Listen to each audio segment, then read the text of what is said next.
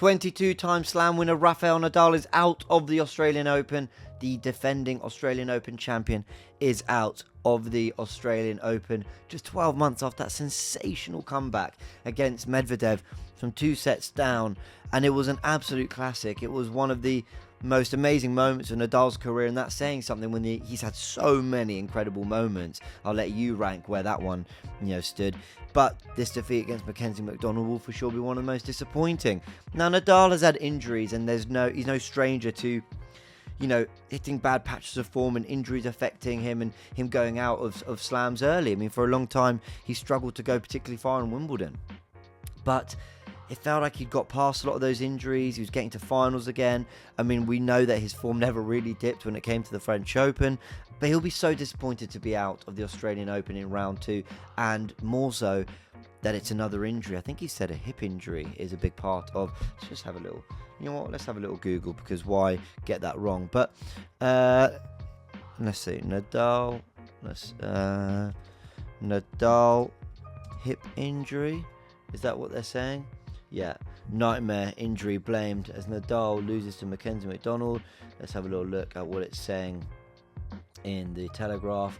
And Rafa Nadal, the defending champion, top seed Australia Open, out of the tournament, seeming to pop a muscle in his hip area during the second round meeting with Mackenzie McDonald. That doesn't sound good. He battled on to the end of the match despite being short of his usual physicality, but he looked to be playing out of respect for the game and his opponent rather than any belief he could win. I mean, fair enough. What a champion and what a guy Rafael Nadal is. But that would be so disappointing for him that it's another injury. And okay, there's a few things to explore.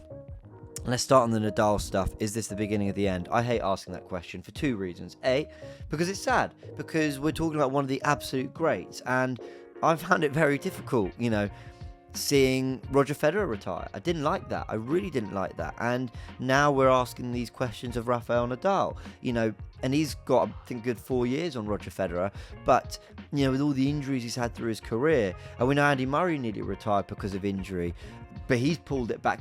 When you're talking about greats, and I think Andy Murray is a great. He hasn't got as many slams as the others, but you see the way he turned it around, and that winning against Berrettini, form is temporary, class is permanent, as they say. And the likes of Federer, who's had bad moments and come back and still been amazing before eventually retiring, getting to Wimbledon finals, with what Nadal, Djokovic have done in the game, you just feel stupid sort of writing anyone off. Murray's shown that, Federer's shown that, and I'm sure Nadal will show it as well. But then you do start to ask, when you look at the way his 2022 started so brilliantly, from winning the Australian Open, winning the French, and then he gets to the semi-final of Wimbledon, but the abdominal injury means he pulls out. I mean, beating Taylor Fritz in another classic, he has given us some amazing memories, hasn't he, Rafa Nadal? And then the US Open not going as far as you'd have wanted. I think it was Tiafoe who knocked him out. Can't quite remember. But, that will be so frustrating for Nadal. And, I do wonder whether... I don't know how long a hip injury takes to recover from. That's a pretty significant area. When you're talking about tennis, we're talking about movement. I mean, it is for most sports, to be fair, especially when there's a lot of running involved. But, I worry for him. I do. And the reason I said I hate asking this question is because I feel, A, it's sad to ask it, but B, I feel stupid even sort of sometimes asking, because sometimes they come back and they get to another slam final, they win another slam, and you think, why did I ever write this guy off? He's got 22 slams. Who's to say he won't win another? But I just think with the way 2022 ended, it wasn't a great ATP finals for him either, and the way this Australian Open's gone, are the injuries catching up with him? That's the question I want to ask to people who follow Nadal more closely than I do, to any sports science experts out there. Let me know your thoughts, because it's a tough one. It's a really tough one for Nadal. He went in the top seed and he is out in the second round. Let's have a little look at some details around this game. Nadal versus Mackenzie McDonald. Got to say a massive well done to the 27-year-old Mackenzie McDonald. What a win. Nadal lost 6-4, 6-4, 7-5. It was 2 hours and 32 minutes of play, which I think is quite long for a 3-setter, isn't it? He got some of the key moments. Throughout the third set, McDonald broke at 6-5 up. And then, if you go on the Australian Open website, you get a lot of details around the game, from the amount of aces they served, passing shots, ground strokes. Let's see how many winners they each hit. That is written somewhere. Is it? No, it's not. 14 aces for McDonald, shows his serve was a big part of it. But look, well done to him. He's through to the next round. And Nadal did actually have a tough run anyway. If all the favourites were expected to win, he's going to have a tough run to the final. But he falls at the Mackenzie-McDonald hurdle in the second round. So it opens up the competition massively for a few other players. Now, if I just go through my notes, some of the players I mentioned in that roundup that you saw yesterday on the channel: Medvedev, Tsitsipas, Norrie, Sinner, Djokovic, Rune, Zverev. You know, this really opened up for a few. Taylor Fritz, Auger-Aliassime. You know, they wouldn't have wanted to face a Rafael Nadal, but it's a massive opportunity for them when you consider the fact that Alcaraz is out, Kyrgios is out, and now Nadal, and it's all injury-based for those three players, which actually brings me on to another question I want to ask people. Again, maybe sports scientists or people who follow the game of tennis more. It's only really in the last year that I've started to...